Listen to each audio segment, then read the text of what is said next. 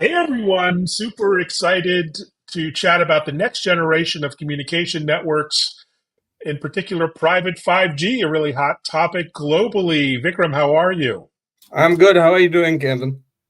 I'm doing great. Thanks for joining. You're a real expert in this field, so always delighted to chat with someone who has deep technology and know-how in this space. Maybe introduce yourself to the viewers and the team and its mission. Yeah, sure. Thanks, Evan. So let's see. I am at Ecrio, which is a company that's been around for 22 years, a Silicon Valley startup that then grew. So my job is really as chief product officer to make sure that our products are pointed at the trends and in terms of innovation, in terms of where we go with our assets, our expertise. Lo and behold, the private mobile space has emerged big, and we've applied all our assets into that over the last 24 months. Well, that's fascinating. And 20 plus years is a lifetime in tech terms. So, what was the genesis story of Ecrio and how did you evolve into the current market space? Yeah, so the really the interesting story. The the scenario was just emerging where 3G was getting launched, and there were a lot of Mm, patents and assets that Ecrio had at that time with respect to handwriting recognition, with respect to mm. messaging. This was before the time of IP messaging. We were still stuck in the SMS universe, and yeah, so basically, I moved over from Bell Labs. At that time, we were Mm. building all kinds of things. I was actually responsible for the UMTS launch in Europe at that Oh, wow. time. And so a lot of excitement around, hey, what are we going to do with all this so-called high-speed IP cellular network? We realized that real-time communications was something that was needed. I when I moved to Acrio, really the uh, the uh, the real uh, requirement was that we do messaging, voice, and if possible, some video uh, over cellular bearer, and make use of whatever quality of service that was available. So we said, okay, we sort of jumped into the so-called next generation of IP-based SMS, which more recently, after many, many years, has turned into this thing called RCS. Hmm. And, given that we remained in touch with the good old Bell Labs, they called us in and they said, hey, this is a good time for us to evolve the circuit enterprise services like push to talk to IP based. If you recall, the history of push to talk was in public safety and whatnot. All based on circuit technology. Along comes wideband CDMA, as it was called, and so IP based push to talk. So they said, "Hey, you guys seem to know a lot about how this can be put on devices." At the time, it was a little bit ahead of smartphones. Hmm. A lot of this embedded software class type of voice and video and messaging. So yeah, so we created the solution, and as usual, right, Bell Labs. So they were ahead of the game. We got a call from NTT Docomo saying that, hey, we heard you guys are doing something like this. We would like to launch IP based push to talk on our network, which was we were suitably impressed because they were kind of ahead.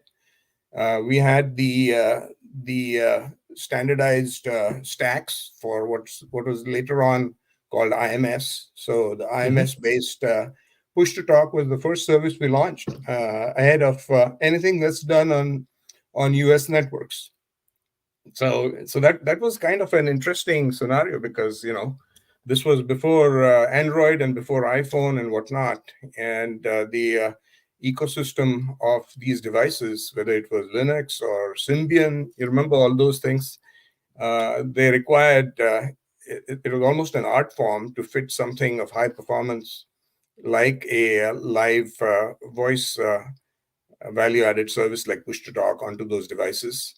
So yeah, so we wound up launching something like what 50 million devices over 4 or 5 years of that service. That's fantastic. Yeah, I remember Push to Talk well on the Nextel network back in the day. And That's all right. these decades later, it's come back to being a killer app again. And Yes. particularly, there are a lot of industries, as you know, that are really have challenging environments, obviously Mhm. healthcare and oil and gas, defense, Yeah. where, low latency, real time communications is super important. So what are the Yes. challenges you're trying to solve exactly in those industries, for Yeah. example? So this is interesting. I mean, given I mean, fast forward another 5 years after that, we basically were called in by the wonderful Verizon AT&Ts of the world because they wanted to launch voice over LTE because it was moving to 4G and kind of on the sort of transition point from 3G to 4G. They wanted to create a 4G ready network for voice calling. So that was a kind of pivot for us. After push to talk, it was VoLTE, and they of course called it voice over CDM, wideband CDMA, and then moving to VoLTE and so forth. And so what we realized was we had assets that we could really claim were more like a, uh, a protocol stack, Swiss Army knife, so to speak. We could do yeah, bi-directional regular voice and video calling. We could do push to Hmm. talk using the same session setup. So basically, you hop into the consumer space. It is voice over LTE and now voice over NR for 5G. And jump into the enterprise space. It was all push to talk. Hmm. So we decided, hey, why don't we sort of take a look at what people are doing in the industrial verticals. So of course things like defense and uh, disaster response, other like shipyards and oil and gas. So by that time we had kind of accumulated, interestingly, partners like Motorola Solutions in the public safety space. And so some of their push to talk was based on our stacks and so forth. And we said, why don't we kind of, move into this area where the same medium of voice could be used to control, machines and control cameras. So essentially, human to machine interface consisting of, speech triggered commands, and basically you're able to query your machine systems using your voice. So uh, on the edge, a small set of commands that can be recognized in terms of speech recognition is in fact feasible today. And so our next foray into this was, to say we could use this and create, in fact, a server complement to it that could go on the enterprise.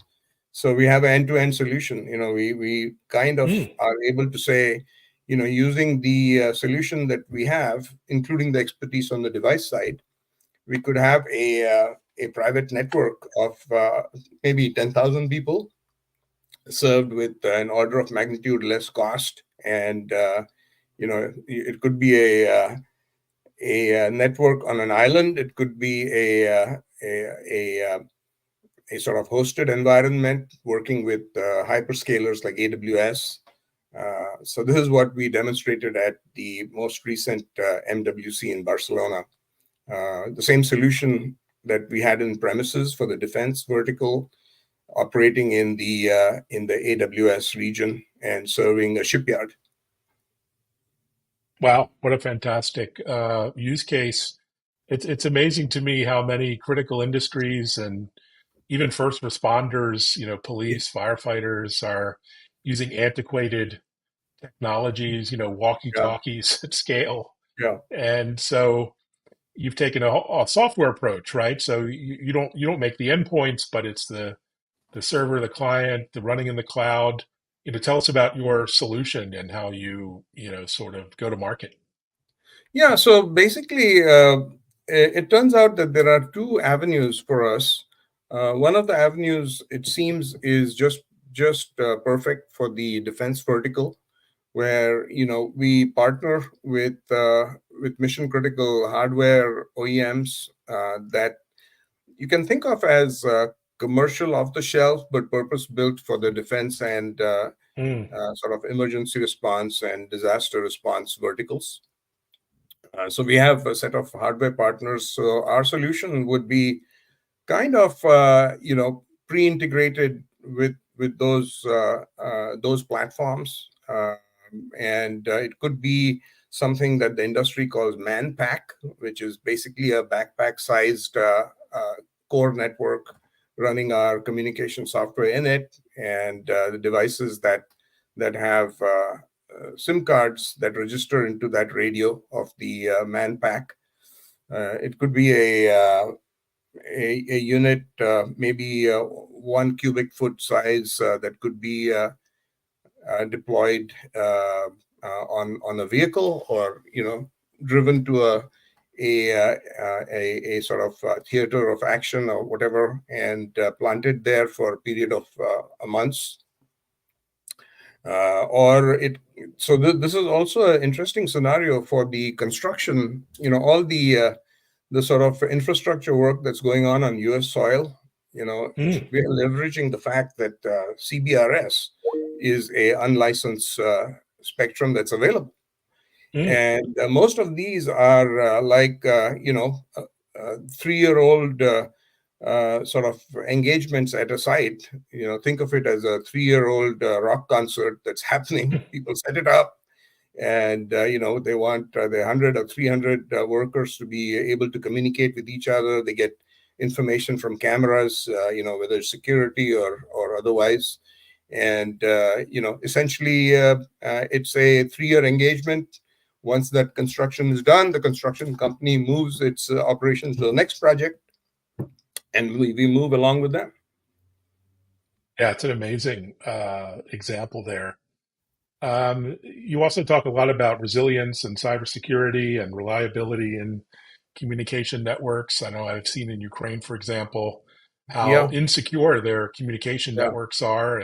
Everything's being, spoofed and intercepted, and it's yes. quite scary to look at. How do you think about the world of security and encryption and reliability on your networks that you help Yeah, so architect? tactically speaking, what people leverage is something called spread spectrum for the anti-jamming part of it. It's not something that's supported in the 5G, Mm, routinely. So in most cases, I think there is certain amount of frequency hopping that can be done. We support 256-bit encryption. So as far as the end-to-end encryption is concerned, that's kind of the new level of security required. But you're right, there is a certain amount of problem with respect to signal jamming if you have sophisticated sort of adversaries. But what we have seen is, this whole thing is designed for this sector, in what's known as communication bubbles. So each communication mm, bubble is powered by what we call communication network in a box. So that has a small cell, and it can basically serve 100, 200, that scale of users. And these bubbles really, they have a backhaul through some form of VLO satellite. mm. So this could be Starlink or Star Shield or whatever it is that the sector is going to use. But essentially, the fact that you could actually have these bubbles, and they could act as not just bridging two different sites, but also being able to bridge the sort of the ranking, uh, you know management of that organization to the folks in the field. Also, if there is one of the bubbles that somehow loses power or whatever, they could be hopped over to the adjacent bubble. So those types of overlapping bubbles are kind of the fault tolerance here that is required. That's amazing.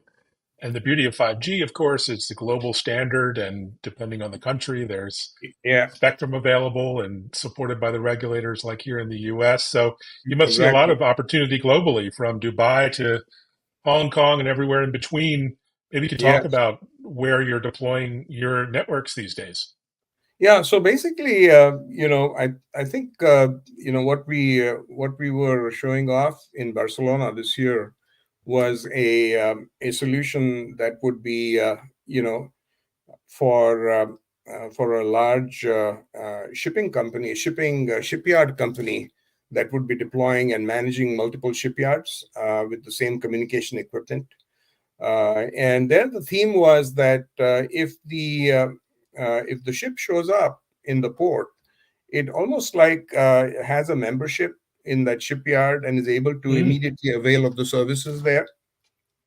It's a bit like driving into a city and having a membership in the city bike program, so you can check out a city bike and away you go and return it wherever you want, and you get a bill. So the scenario that we showed was that the billing, the communication, the ability to sort of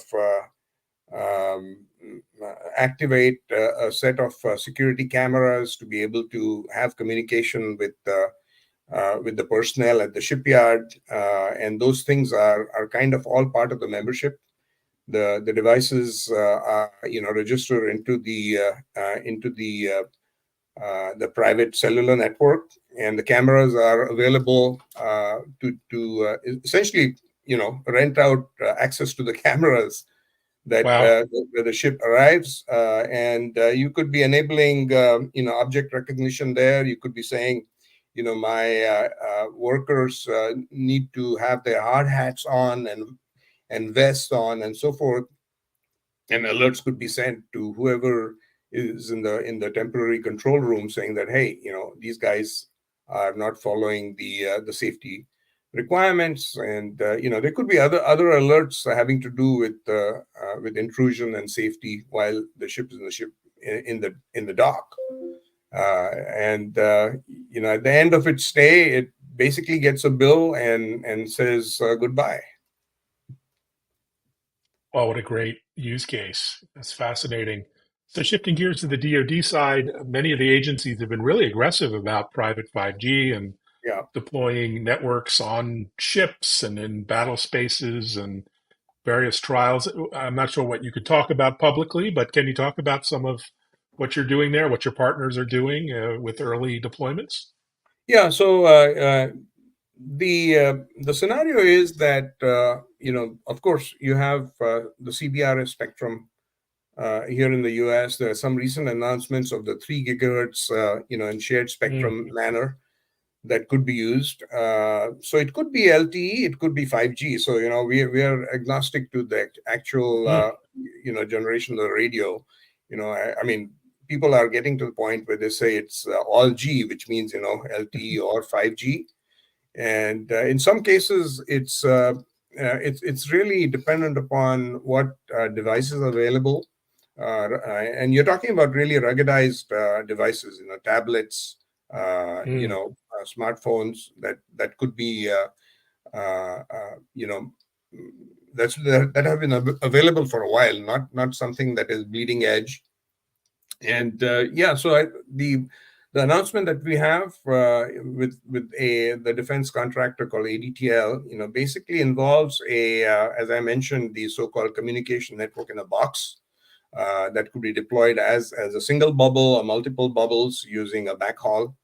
And this is something we realized could be useful in theaters where they want to repurpose sort of your usual SUVs. I think Mm. the industry calls it FOSOV or whatever it is. The the vehicle that's not like an Hummer. So it doesn't look like a military vehicle, but it could be purposed for communication, installing this type of a box, and could be driven to wherever you want to set it up. And you could have a coverage of about 3 kilometers around that. A fantastic use case. So, there's been some criticism around the private 5G market around it's slow to sort of Yeah, take off. And I always think, well, tech is always slower to reach a certain scale. Just look at yeah, AI. We've been talking about AI for half a century, but yes, only now have we reached this unbelievable momentum. What do you see the future of private 5G being? Do you see it ubiquitous across industries? And of course, there's alternatives, obviously Wi-Fi or Wi-Fi 7. that's right. My personal point of view looks like this is just the killer app for anything that requires, real reliability and security. But Yeah, what say you? yeah. So basically, I mean, we go, with the requirements, and we like cellular because it has protocols and built-in ways of, sort of quality of service management of video and voice. There are, QCIs and whatnot they're called, Mm, that could be managed. We provide the network server piece, which is the IMS and voice and push to talk, that can use these quality of service bearers. So until we have similar types of things in the Wi-Fi domain, mm, yeah, you really want to otherwise just reserve certain channels for critical communications and others. Whereas over here, you could have this kind of thing going on. And I think with, yeah, the 5G doesn't have to be kind of like a, okay, let's upgrade everything to 5G scenario. mm, In many cases, like I'll give you an example. There is a deployment where you have a shop floor, and these cameras, it could be 360 cameras, or it could be multiple cameras at various positions in the shop floor. And you could really use these cameras at where the people in the factory could walk up to the camera and basically say their name, and it starts a video call or a push to talk session with the control room, recognizing who it is. Basically, you could do facial recognition, and so essentially it's like a hands-free, sort of, we call it camera station, where they could start and I mean, basically it's like, hey, what do I do over here? Three red lights on the machine on the left. So yeah, as far as we are concerned, if it's a video streaming related use case, it's more suited to 5G. If you're really talking about monitoring, so we have this thing called a digital twin engine inside of our mm, solution. So what it does is basically, you know, we want to call it the start of the metaverse. The metaverse has got a bad name, so we call it the metaverse of things, as opposed to, so mm, essentially all the avatars in our metaverse are machines. And so it's easy recognition for somebody who is on a touch screen or on a VR headset to say, okay, I'm now looking at this type of machine. It recognizes what the machine is and where it's located. And if the machine is feeding the system, real-time information, like sensor information, that pops up on that same screen like a dashboard. So you mm, really have a triangulation of what you're looking at, what the status of the machine is, and this could be something that is viewed by an expert that may not even be on site. They could be basically getting the camera feed, and somebody who's over there saying, hey, I don't know what to do here. There's something going on here. They said, okay, let's look at it and let's attend to it. So some of the AI that we've employed are in very, very focused categories. As I mentioned before, sort of voice, spoken voice commands to be able to get status of systems, to be able to even command it to reset and reboot. Uh, so voice commands in a group. So essentially, you have these communication groups, as they're called, in critical communications, like push to talk. And you could have a camera that's part of that group, and anybody in that group should be able to say, "Show me live," and you have the live feed from the camera that is seen. So there are protocols around that in push to talk. They're called mission critical video that could be enabled directly into that. So our contribution there is the object recognition, the speech recognition, some amount of let's call it humble Gen AI to Hmm. be able to do a little bit of predictive maintenance on those systems. So, like I said, in some of these are long-term systems. Others, they are like I said, at a construction site. So the learning interval is like maybe 1 to 3 years.